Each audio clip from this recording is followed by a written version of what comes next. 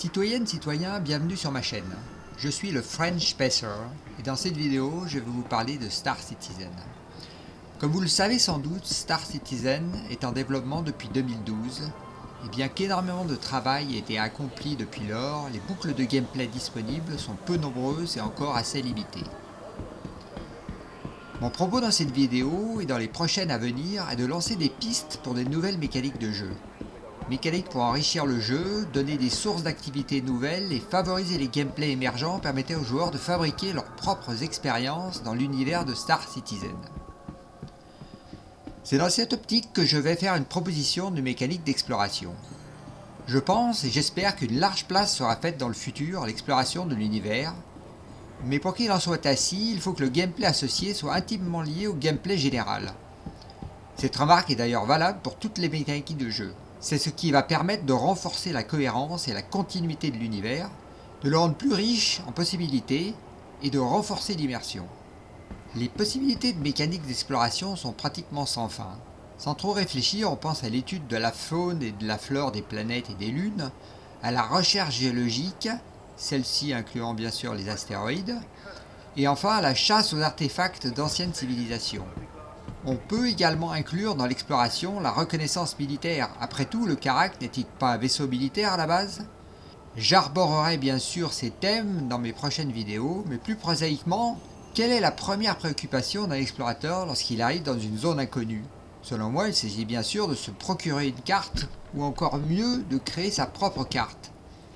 C'est donc en partant de cette hypothèse que je vais décrire un gameplay de cartographie pour Star Citizen. Les joueurs de Star Citizen le savent, pour se déplacer dans un système planétaire, les vaisseaux doivent réaliser des sauts quantiques. Il est possible de se déplacer de façon traditionnelle, bien sûr, mais la durée des voyages devient rédhibitoire, sans compter même les besoins en carburant qui deviennent énormes. À l'heure d'aujourd'hui, ces points de saut sont considérés comme donnés, à savoir que leur existence et leur recours échappent à l'action des joueurs. Mon idée est d'intégrer la création de ces points de saut comme une mécanique d'exploration à proprement parler. Fixons donc dans un premier temps le cadre général de cette mécanique. En premier lieu, pour pouvoir avoir accès à ces points de saut quantiques, chaque vaisseau devra obligatoirement disposer d'une carte. Cette carte sera stockée dans l'ordinateur de bord qui pilote le moteur de saut quantique. Il existe 3 catégories de points de saut. Les points de saut primaires sont situés à proximité des objets les plus massifs, tels que les planètes.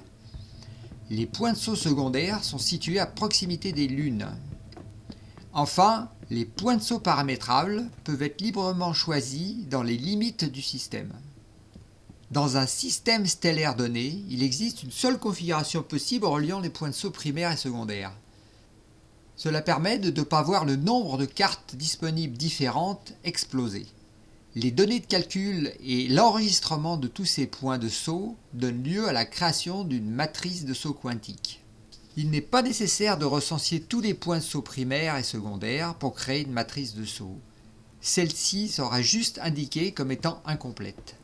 Seuls les vaisseaux d'exploration avancés comme le Karak disposeront des instruments de mesure et des capacités de calcul nécessaires à la création des matrices.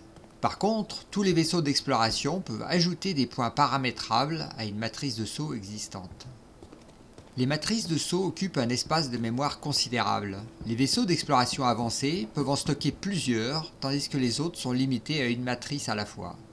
Les vaisseaux de transport de données, comme le MSR, peuvent bien sûr transporter des matrices de saut, et évidemment de nombreuses cartes. C'est à partir des matrices que l'on crée des cartes de saut quantiques utilisables par tous les vaisseaux disposant d'un moteur de saut. Tous les vaisseaux d'exploration sont capables de créer des cartes à partir de matrices de saut. La position des points quantiques ont la particularité de varier faiblement dans le temps, ce qui peut induire des erreurs de trajectoire importantes si l'on utilise des cartes trop anciennes. Cela implique une mise à jour périodique des cartes de saut.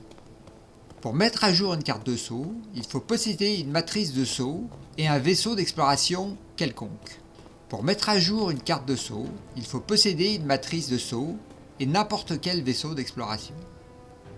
Lorsque l'on pénètre dans un système administré, On pourra télécharger la carte du système. Pour cela, le vaisseau doit s'enregistrer en diffusant son code d'identification. Je reviendrai dans une autre vidéo sur cette notion, mais cela implique que les vaisseaux pirates et les contrebandiers devront se procurer des cartes sur un marché non officiel ou bien disposer de codes d'identification falsifiés. Petit aparté ici, je pense qu'il sera nécessaire d'introduire le concept d'onde quantique. Ce concept permet d'expliquer la communication et l'échange de données en temps réel dans un système. En effet, les ondes radio traditionnelles interdisent une communication en temps réel du fait des limites de la vitesse de la lumière. Cela permet également d'introduire un ensemble de mécaniques nouvelles particulièrement intéressantes. J'y reviendrai dans une prochaine vidéo. Quels sont donc les bénéfices entendus par cette mécanique de jeu ? Évidemment, cela crée une activité d'exploration pour les joueurs possédant des vaisseaux correspondants et souhaitant s'impliquer dans l'exploration des nouveaux systèmes, voire des anciens systèmes, à travers les mises à jour. Cela donne un outil pour explorer les nouveaux systèmes. Cela crée un gameplay supplémentaire sur l'existence même des cartes de saut, telles que le commerce et l'échange, la possibilité de créer des cartes personnalisées avec des points de saut uniques. Ce point est important à plus d'un titre, car contrairement à un système de balises émettant un signal qui peut donc être repéré par tout le monde, les sauts personnalisables ne peuvent être atteints sans carte y faisant référence, ce qui assure une certaine confidentialité. C'est donc un moyen parfait et pratique pour repérer une base, une mine, une ressource, un point de rendez-vous en toute discrétion. Cette mécanique ouvre également la voie à toutes sortes de gameplay comme la chasse au trésor, l'espionnage, le partage de ressources, le tourisme, etc. Cela introduit également le concept d'erreur de trajectoire.